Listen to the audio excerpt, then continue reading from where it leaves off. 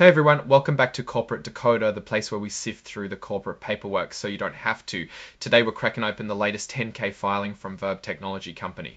It's a wild ride with promises of AI, TikTok partnerships, and even a little telehealth, but is it all just smoke and mirrors? Let's decode.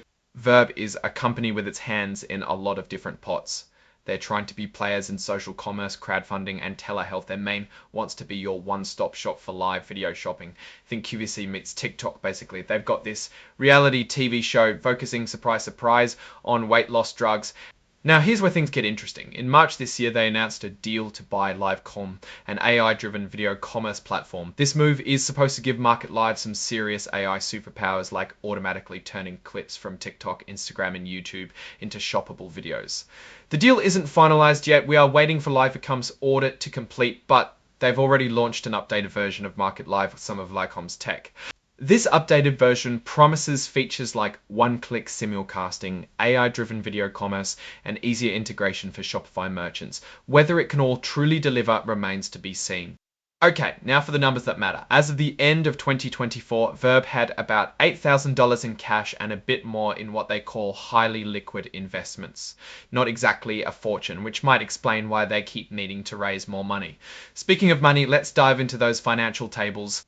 Alright, let's break down the income statement. First of all, we have a tiny revenue line of $5,000 in 2024. This is up from a tiny $63,000 in 2023. It's big growth, yes, at 1,321%, but we're still talking about very small numbers here. Now, check out the costs and expenses. It's a scary story.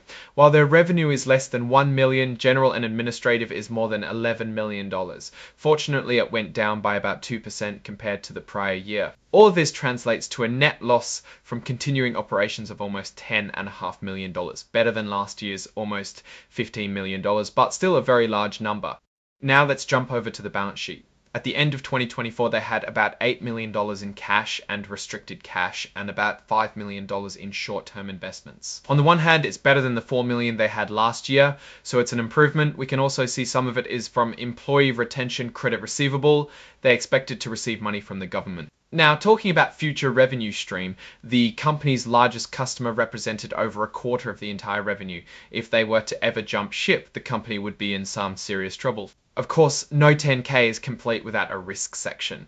Verb lists a whole bunch. They admit they've incurred significant net losses. They might not be able to maintain compliance with NASDAQ. Their ability to deliver their services is dependent on third-party internet providers, and security breaches and other disruptions could compromise information. They're not pulling any punches here, it seems. They flat out say there's no assurance they can comply with NASDAQ's continued listing requirements. If they can't, their stock could get delisted, making it harder to trade and potentially tanking the price. They admit they are subject to numerous federal, state, provincial, and foreign laws regarding privacy and protection of data. Some jurisdictions have enacted laws requiring companies to notify individuals of data security breaches involving certain types of personal data, and agreements with certain customers require them to notify them in the event of a security incident.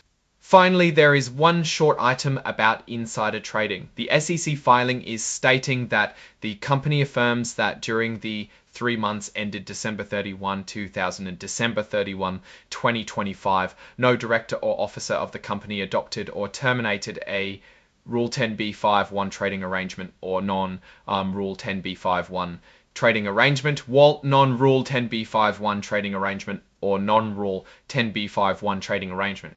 However, there is some positive news about cybersecurity. They state that they have integrated cybersecurity risk management into their broader risk management framework to promote a company-wide culture of cybersecurity risk management. Alright, so what's the verdict? Verb technology has a lot of moving parts. They're trying to make a name for themselves in very competitive industries.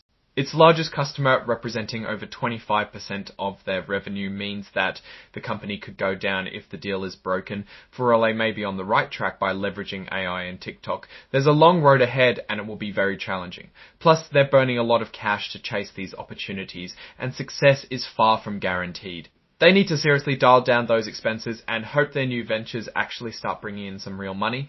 Otherwise, it's hard to see a happy ending for Verb. You either disrupt or you get disruptor. Thanks for watching. If you found this corporate deep dive helpful, hit that like button, leave a comment, and definitely subscribe for more decodes. See you next time.